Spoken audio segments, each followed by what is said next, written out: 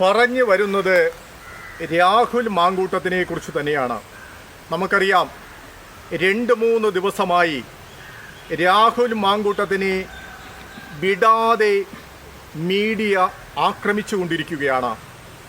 ആക്രമിക്കുവാനുള്ള കാരണമെന്ന് പറയുന്നത് ഒരു നടിയുടെ വെളിപ്പെടുത്തൽ വന്നത് അദ്ദേഹം അശ്ലീല മെസ്സേജ് അയച്ചെന്നു എന്തൊക്കെ കാര്യങ്ങളാണ് ആ കുട്ടി പറയുന്നത്.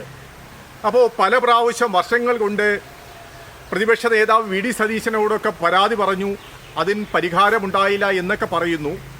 പക്ഷേ ഒരു കാര്യം ചോദിക്കട്ടെ, ഈ പറയുന്നതൊന്നും വിശ്വസനീയമായി സാധാരണ പൗരൻ എന്ന നിലയിൽ എനിക്ക് തോന്നുന്നില്ല. കാരണം ചില കാരണമുണ്ട്. നമുക്കറിയാം, ഏതൊരു സ്ത്രീക്കും തൻ്റെ മുന്നിലൂടെ കടന്നു പോകുന്ന അല്ലെങ്കിൽ തന്നെ നോക്കുന്ന ഏതൊരു പുരുഷനെയും സെക്കൻഡുകൾ കൊണ്ട് മനസ്സിലാക്കാൻ കഴിയും. അത് സ്ത്രീകൾക്ക് പ്രത്യേക ഒരു ഇൻറ്റ്യൂഷൻ ഉണ്ട്, അവർക്കൊരു ഉള്ളുവിളി. കാരണം ഇന്ന രീതിയിലാണ് ഒരു നോട്ടത്തിലൂടെയോ ഒരു വാക്കിലൂടെയോ പുരുഷനെ അളക്കാൻ സാധിക്കും. എന്തെങ്കിലും പ്രശ്നമുണ്ടെങ്കിൽ എന്തെങ്കിലും വാട്സപ്പ് ഏതെങ്കിലും അതിനെ ബ്ലോക്ക് ചെയ്യാം, അല്ലെങ്കിൽ അതിലപ്പുറം എന്തെങ്കിലും ഒരു പ്രശ്നം വന്നു കഴിഞ്ഞ് കഴിഞ്ഞാൽ ഉടൻ നമുക്കറിയാം സൈബർ സെല്ലുകൾ പോലുള്ള സംവിധാനമുണ്ട്. അല്ലെങ്കിൽ നമുക്ക് വീട്ടിലെ മുതിർന്നവരോട് പറയാം, അതിനെ ഉടൻ കൈകാര്യം ചെയ്യാം. പക്ഷേ ഈ കൈകാര്യം ചെയ്തത് വാർത്താസമ്മേളനം നടത്തി പറഞ്ഞത്, വാർത്താസമ്മേളനം നടത്താനും പറയാനുമൊക്കെ അവകാശമുണ്ട്, എങ്കിലും നമുക്ക് നിയമപരമായി ചെയ്യേണ്ട കാര്യങ്ങളാണ് ചെയ്യേണ്ടത്. കാരണം അല്ലാതെ വേറെ ഒരു വ്യക്തിയോടല്ല പരാതി പറയേണ്ട. അതിന് നിയമ സംവിധാനങ്ങൾ, സ്ത്രീക്ക് അറിയാല, ഭാരതീയ ന്യായ സംഹിത അനുസരിച്ച് സ്ത്രീക്ക് വിപുലമായ അധികാരങ്ങളുണ്ട്. പക്ഷേ വേറൊരു പ്രശ്നം കൂടിയുണ്ട്. ഏതെങ്കിലും ഒരു സ്ത്രീ ഒരു പുരുഷനെക്കുറിച്ച് അധിക്ഷേപം പറഞ്ഞു കഴിഞ്ഞാൽ അവൻ്റെ കാര്യം അവിടെ തീർന്നു എന്നുള്ളതാണ് വിഷയം. കാരണം മാധ്യമങ്ങൾക്ക് ചർച്ച ചെയ്യുവാൻ, സാധാരണ ചർച്ച ചെയ്യപ്പെടുന്ന വിഷയങ്ങളൊന്നും ആളുകൾക്ക് താല്പര്യമില്ലാതെ വരുമ്പോൾ അവരെന്ത് ചെയ്യും? വിവാദ വിഷയങ്ങൾ എടുത്തിട്ട് അലക്കും. അത് മാധ്യമങ്ങളെ തെറ്റു പറഞ്ഞിട്ട് കാര്യമില്ല. കാരണം മാധ്യമങ്ങൾ ജനങ്ങൾ എന്താണ് കൂടുതൽ കാണാൻ ആഗ്രഹിക്കുന്നതോ അത് കൊടുക്കുകയാണ് അവരുടെ റേറ്റിംഗ് കൂട്ടുക എന്നുള്ളതാണ് അവരുടെ ഉദ്ദേശം. അപ്പോൾ ഞാൻ പറഞ്ഞു വരുന്നത്, രാഹുൽ മാങ്കൂട്ടത്തിൽ എന്ന് പറയുന്നത് യൂത്ത് കോൺഗ്രസിൻ്റെ പ്രസിഡന്റ് ആവുകയും പെട്ടെന്ന് ഉയർന്നു വരികയും MLA ആവുകയും ഒക്കെ ചെയ്തു. അപ്പോൾ അദ്ദേഹത്തിൻ്റെ വളർച്ചയിൽ കോൺഗ്രസ് പാർട്ടിയുടെ ഒരു സംസ്കാരമുണ്ട്. തൊഴുത്തിൽ കുത്ത് ഇതുപോലുള്ള ഒരു രാഷ്ട്രീയ കക്ഷി വേറെ ഇന്ത്യയിൽ ഒരു രാഷ്ട്രീയ കക്ഷിയുമില്ല. അങ്ങനെ ഒരു രാഷ്ട്രീയ കക്ഷിയാണ് ഈ കോൺഗ്രസ് എന്ന് പറയുന്നത്. ഇതിനകത്തു നിന്നാണോ ഒറ്റുകാർ വന്നതാണോ എന്നും അറിയില്ല. പിന്നെ ഒരുപാട് വാട്സപ്പ് ചാറ്റുകൾ.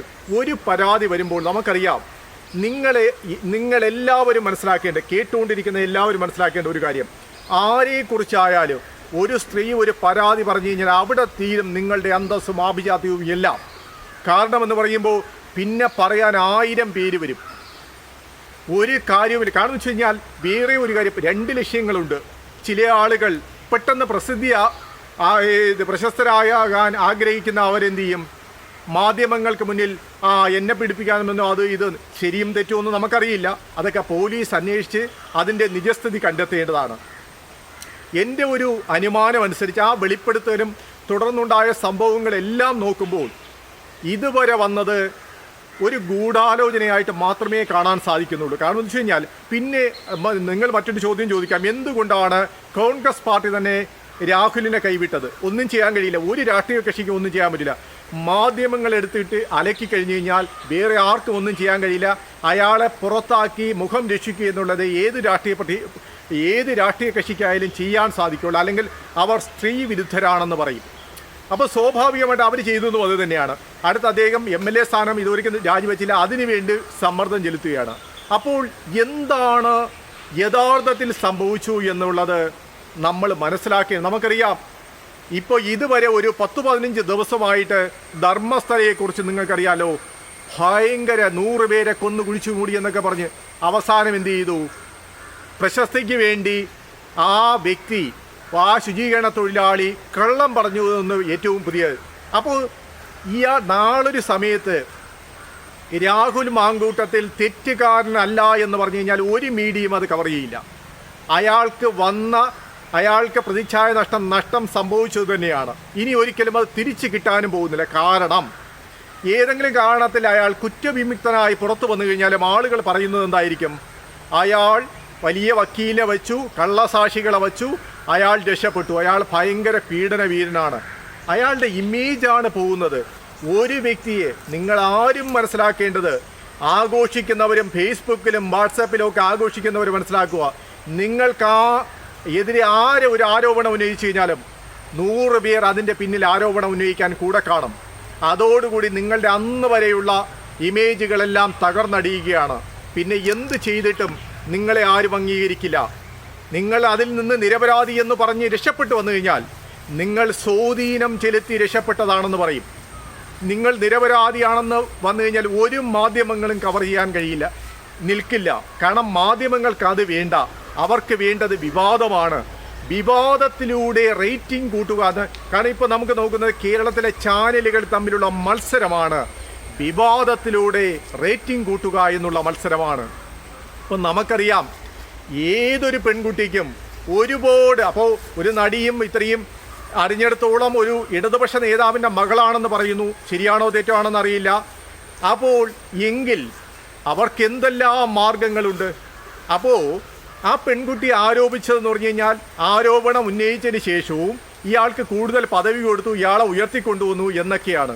അപ്പോൾ ഇതിൽ നിന്ന് തോന്നുന്നത് മനഃപൂർവമായി രാഹുലിനെതിരെ ആരോപണം ഉന്നയിച്ചു എന്നാണ് സാധാരണക്കാരൻ എന്ന നിലയിൽ തോന്നുന്നത്. ശരിയോ തെറ്റോ എന്ന് പറയാൻ കഴിയില്ല. അത് പോലീസ് അന്വേഷണത്തിലൂടെ മാത്രമേ വെളിപ്പെടുത്താൻ സാധിക്കുകയുള്ളൂ. എങ്കിലും നിങ്ങൾ മനസ്സിലാക്കുക, ഒരു മനുഷ്യനെ പെണ്ണിൻ്റെ പേരിൽ താറടിച്ചു കഴിഞ്ഞാൽ, കാരണം നിങ്ങൾ അറിയേണ്ട ഒരു കാര്യം, നിരപരാധി എന്ന ഏറ്റവും മനുഷ്യസ്നേഹിയായ, കേരളം കണ്ട ഏറ്റവും വലിയ മനുഷ്യസ്നേഹികളിൽ ഒരാളായ മുഖ്യമന്ത്രിയാണ് ഉമ്മൻചാണ്ടി. അദ്ദേഹത്തിനെതിരെ പോലും, ആ മനുഷ്യനെതിരെ പോലും ആരോപണങ്ങൾ ഉന്നയിക്കപ്പെട്ടിട്ടുണ്ട്. എത്രയോ നിരപരാധിയാണ്. പിന്നെ അത് നിരപരാധിത്വം അദ്ദേഹം വെറും നിരപരാധിയാണെന്ന് തെളിഞ്ഞു. പക്ഷേ ഈ ആരോപണങ്ങൾക്ക് എന്തെങ്കിലും സംഭവിച്ചോ? അതുകൊണ്ട് ഇങ്ങനെ ആരെയും കൊല്ലാക്കൊല ചെയ്യരുത് എന്നാണ് എനിക്ക് മാധ്യമങ്ങളോട് തൊഴുതപേക്ഷിക്കാനുള്ളത്.